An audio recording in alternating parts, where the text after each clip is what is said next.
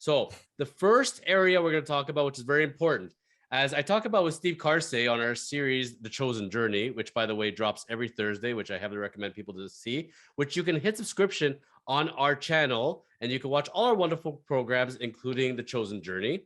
And one of the things that Steve messaged to me on the when we're off camera is, for example, the Blue Jays just fired their manager, Charlie Montoya.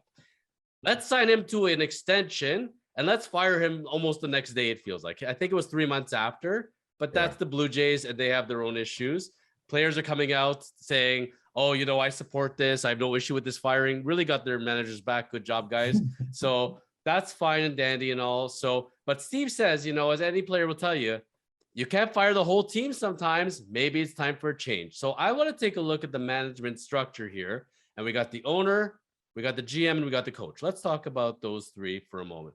We're not going to get too much into the ownership. We got MLSC. Yeah. Wonderful people, you know, Bell Rogers, they're great people with really reliable internet and cell phone, you know, that are doing great in Canada. Well, good job, guys there.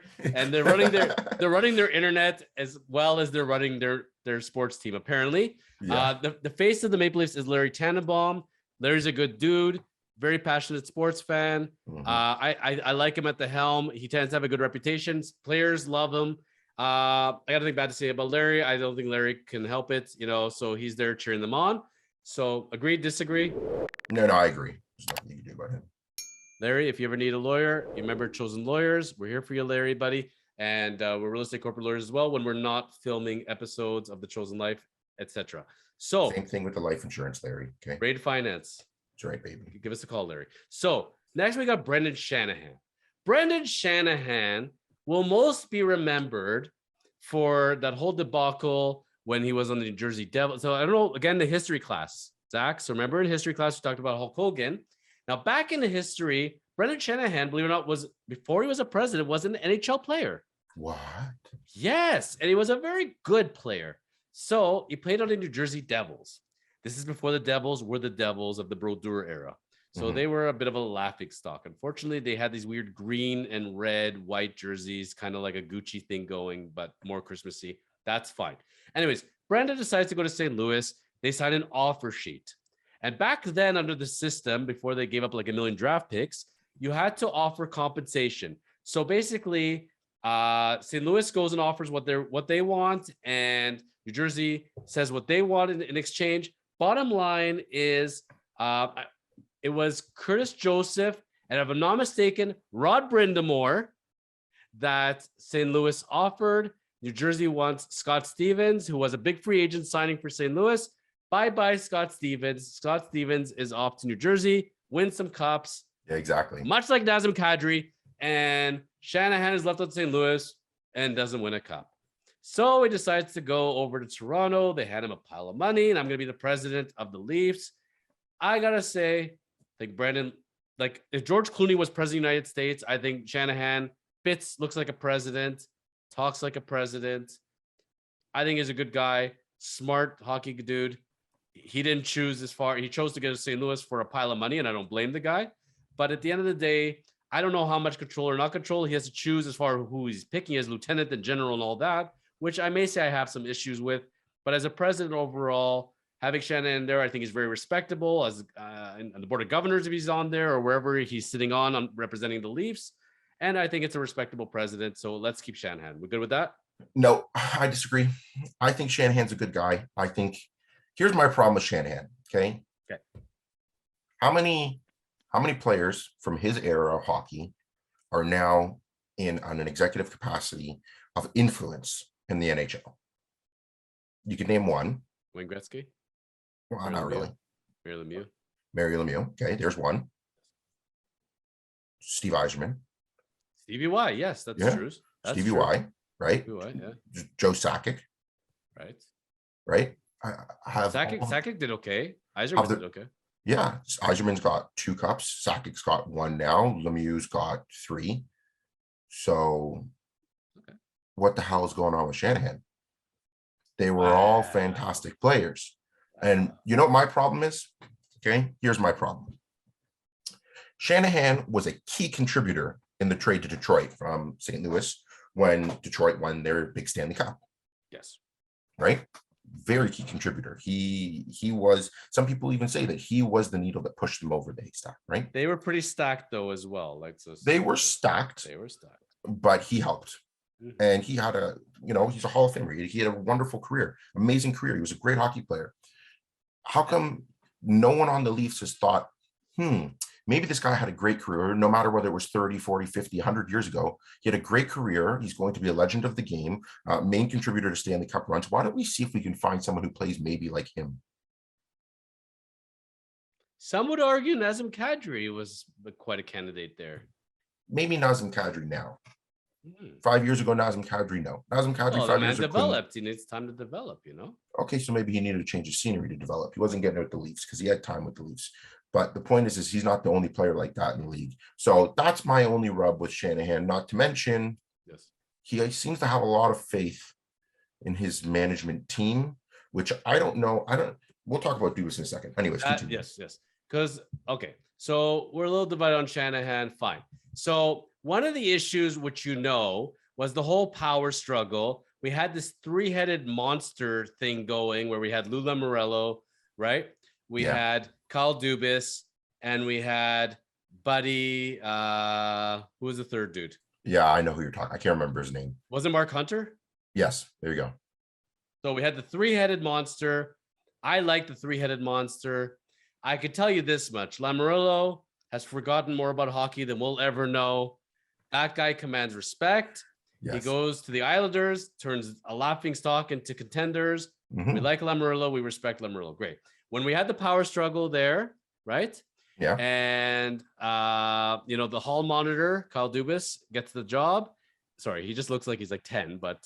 Because he is, but that's okay. Continue. Yeah, he's a child prodigy. And we're saying, okay, so we're going to bring him on. And I'm like, oh, boy.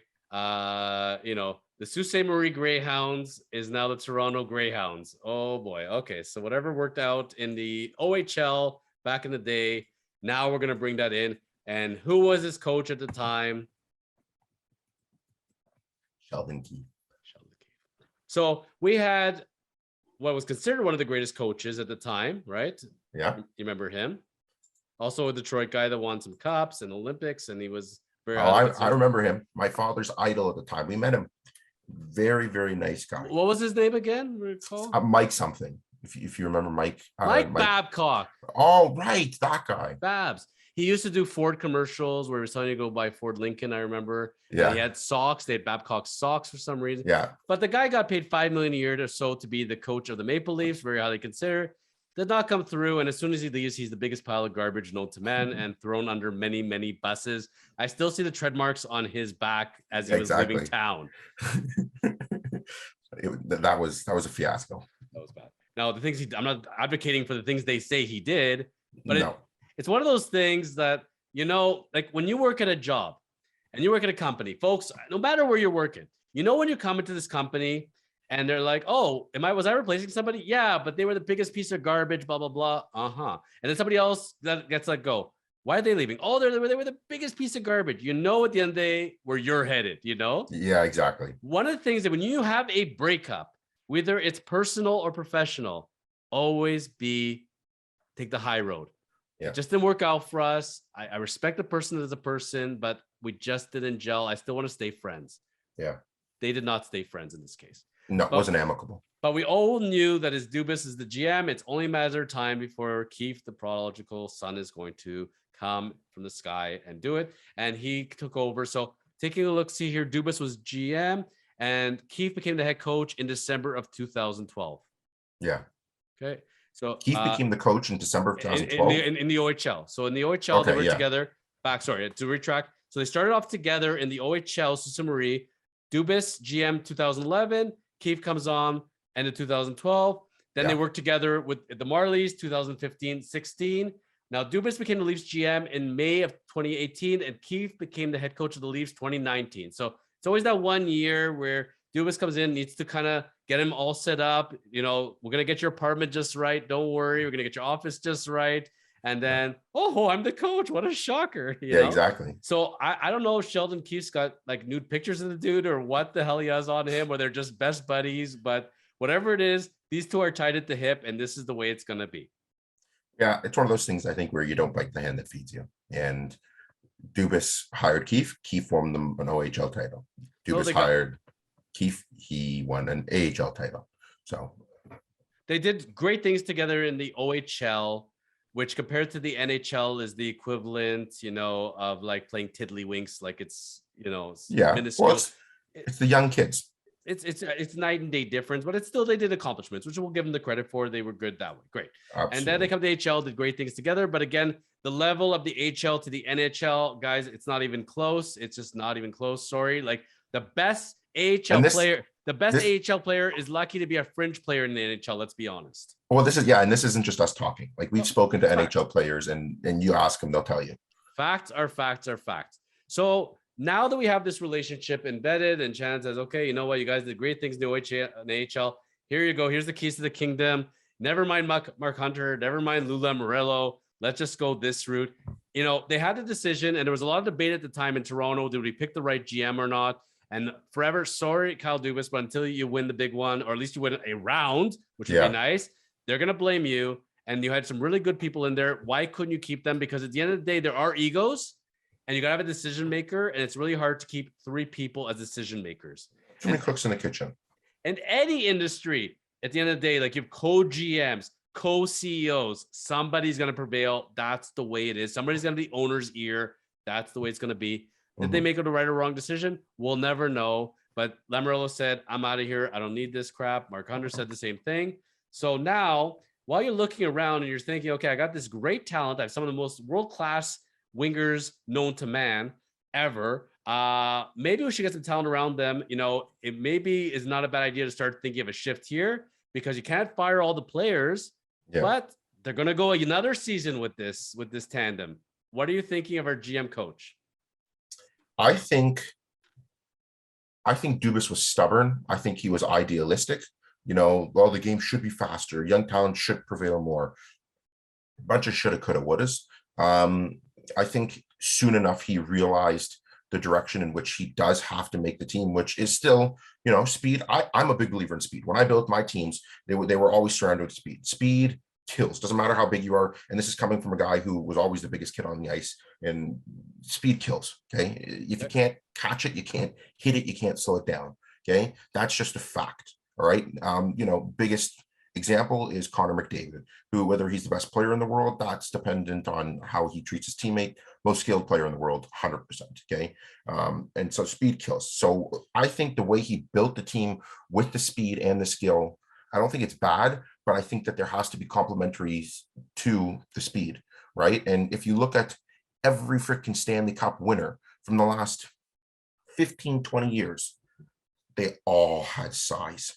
Every single team, they had speed, they had skill, but they were big too, big and mean. And so his idealistic approach to, we're going to be fast, we're going to skate them, we'll draw penalties was nothing but idealistic. How many Stanley Cup winners in the last few years have been without world-class goalies and used Band-Aid goalies? See, this is a hard one for me. Okay. I was just talking about this with my dad because the way we always built our team was the net out, right? Most important player on the team is the goalie. If you argue with me, you're a fool. Okay. The goalie is your best defender, is your best playmaker, just because they're the one who dictates the flow of the game. And any good coach will know that. Okay. Darcy Kemper is not that good. Okay. Anybody can argue with me on that if they want. I don't think he doesn't break top 10 in the NHL to me. He did what he had to do. Exactly. He was good enough. And that's the thing, right? Yeah. Another one, the Matt Murrays of the world, the Binningtons. Binnington in the playoff is We'll get into that in a moment. But what I was going to say, because you bring up Binnington, and I was thinking that in my mind, the way Jordan Binnington played for St. Louis that one year, that magical year where the puck looked like a beach ball to him, No, exactly. You got a goalie that hot, you're winning the cup. Much the way Matt Murray did in Pittsburgh back in the time. Yes. And Matt Murray was so good that they exposed Marc-Andre Fleury, which they probably want to take back. Oh, and how? But that's my point. Exactly. Otherwise, you have the young goalies that you ride when they're hot enough. And when you have a team like Colorado, they just have to be good enough. Otherwise, you got the Vasilevskis of the world, the Marc-Andre Fleury's of the world, even Carey Price. Like, let's be real. Montreal last year, the team in itself was horrible. I don't care. Anybody can argue with me on that. They're a horrible team. Carey Price stole 3 rounds for them, which I think is just a testament to how good he is, but he stole 3 rounds. He couldn't beat Vasilevsky in Tampa in the end, which I don't think was a shocker to anybody. Do you know who Dubas and Keefe had as their goalies in the OHL in the Greyhounds? I do. Who? Jack Campbell and Matt Murray. And you know what's so funny? Matt Murray was having a bad year. So who did they bring in to replace Matt Murray? Jack Campbell. And then they're like, hey, here, I got one for you. Yeah, exactly. What if we replace Campbell with Murray? Murray this time. Exactly. Switch it up. He did it in the OHL for us like 1,000 years ago. And he's still good. He's still 28. So why not? I actually don't mind the Murray signing, which we'll get into in a moment. Yeah. But let's assume we're okay with where we're going. It can't be Lures. I actually like Petr Mrazek, but I'm sorry it just didn't work out for you. I think he was never healthy. No health. I didn't like him as far as for a fit for us. I think he was a good backup spot starter on another team like Carolina, but not for us or Detroit. I didn't like the fit, and I don't think he was healthy. And I think he pressed himself in this kind of hockey market. So we'll give Petr Mrazek a break. Good luck in Chicago. I think you'll love it there. I know they got a great steakhouse or two, so we wish him all the best. But regardless, right now, I'll tell you how I see the Leafs, the way they're constructing this team. It's like a baseball team where you have all these amazing hitters, and they're all these amazing home run hitters. You got like this stacked lineup, and they're like, we forgot to draft pitchers. You know what? We'll just Band-Aid them together, and we don't really need a closer. Well, it's fine. Anybody can be a closer. It's okay. Even if you have a good pitching staff, Zach, I don't know how much you know or don't like baseball, but if you don't have a guy who can save in the 8th or 9th innings and blows games, you're not going to win. That's all there is. Which is the same thing in hockey. You need a goalie like a starting pitcher, and you need somebody to finish off the game, and including in overtime, not give up goals and get your team the best chance to win. Yeah. So in hockey, the goalie is kind of like the pitcher in baseball, sort of, kind of. But bottom line is you need a well-rounded team. Like in football, we have this great quarterback. We get this great wide receiver. Never mind a defense. You know what? They're big guys. They'll figure it out. When you have zero defense in football, it can be a little bit of a pain, even if you have the best offense. So we need a well-rounded team. And obviously, we saw some holes, and we'll get into those. But I think at the end of the day, when we look... Right, but do we have the right coach and general manager in place? Do you feel comfortable in them and what they're doing and where they're going? Yes, I think they'll be able to do it. I know somebody who knows Keefe, and this person I trust. Is it is it like your hairdresser or dog walker? No, it's a buddy who works in the sports marketing world, and so he gets exposure in the Leafs dressing room and so forth, and he likes Keefe. We played hockey growing up together, similar philosophies. And he feels pretty confident about what he does. Apparently the Keefe that we see is very different than the Keefe that the room sees, which it doesn't surprise me too much, but I like what I hear from this guy at least. So I don't think Keefe, as stubborn as he may be, I don't think he's necessarily the problem either. I think the year that Dubas got into the league and signed a bunch of players for far too much money is what screwed the Leafs, and they've just playing catch up now. Well, I think Keefe at the end of the day can only do with what he's given, you know? Well, exactly. And he can't score the goals and he can't save the goals. And when you construct this team where you got a bunch of really good forwards, not as much depth, defense is kind of shaky, goalie's kind of shaky, you're not going to win championships. You're lucky if you make the playoffs and then able to win a round, which we'll talk about the lack of winning rounds for how many years now. And I personally think if I'm looking at this, it's not whether I like or don't like the guy. When you are in management, you are measured on something very important. Now, people think it's on winning Stanley Cups and rounds. It's making money, which they're making oodles of. So we don't really care as much because we're selling seats and we're selling merchandise. Great. And just selling overpriced hot dogs and beer. But the truth of the matter is, if we really care about it as like George Steinbrenner in the New York Yankees, when you have one owner, based on this track record, these guys would be gone long ago. And I thought last year was the last year. This is definitely the last year, Zach. I'm sorry. If they're not making the finals, they can't keep going on this. We're going to keep kind of the same thing and interchange people that kind of are similar and think we'll get different results. My mom, who's a genius, always says the same thing. You know, madness is doing the same thing over and over and expecting a different result. Yeah. And when I do that, which I do that because I am stubborn at times, she goes to me, why don't you bang your head against the wall a little bit? Maybe you'll draw some blood.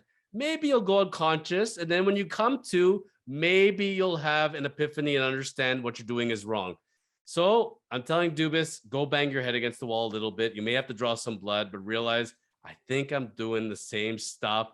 And you're thinking, it hasn't worked till now, but it's going to magically appear.